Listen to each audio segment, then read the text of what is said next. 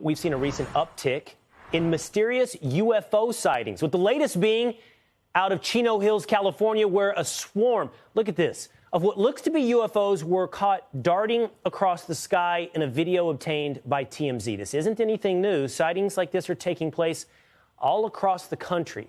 And some recent UFO footage has even been confirmed by the U.S. government. So there's a lot of reason to believe that UFOs may actually exist.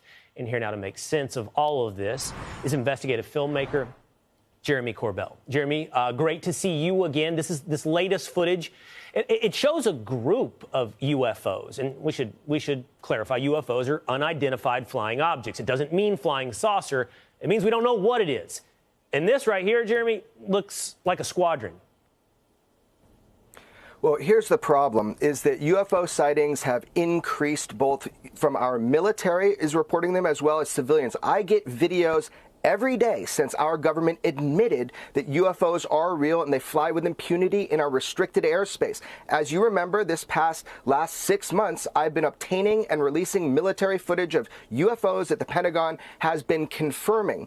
When you get these videos like the one you showed earlier, it's one single source, a civilian single source. We need corroborative sensor data in order to have a very robust case for a specific UFO event series. That's what I provided with the USS Omaha and the USS Russell when the UFOs were buzzing our warships. When I released all that footage, we have radar data, FLIR data, all sorts of visual data. That makes for a good case. But you're going to see more and more of these because our own military has told us there's been an increase in frequency of sightings and encounters. I'm sure everybody watching is wondering, are we being invaded, and do I need to get a booster if that's the case? That's a joke, well, Jeremy. Here, look, that's a joke, Jeremy. I know, that's a joke, but here's the serious. Go ahead. Well, I'm just saying that the idea, though, is that we don't know who is flying these craft. We don't know the intent of those operating these vehicles. And our government is taking it very seriously. Right now, there is legislation on the floor that is being debated to create a really profoundly robust UFO study group, something that is not in the shadows of secrecy deep within the Pentagon, but something that is now more beholden to the public and having to be transparent. We are all looking for UFO transparency. One individual case of UFOs is not something to hang your hat on. The general large topic, when you have multiple sensor systems picking these up, and again, when these things are invading our restricted airspace, that's when this becomes really important to the American and global public. That's exactly right.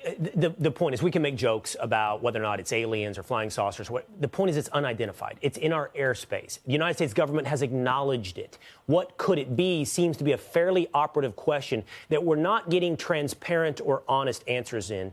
And then the question becomes, how do we do so?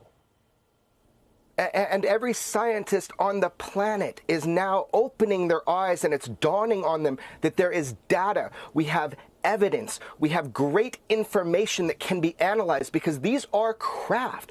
The UFOs are not just only unidentified. We can tell that some of them are trans-medium craft that penetrate the space between air and sea and space without destruction. So they have propulsion systems that far outpace, outmaneuver, and outperform anything that humanity has ever demonstrated in the theater of war or anywhere. Right. So that is the real thing here.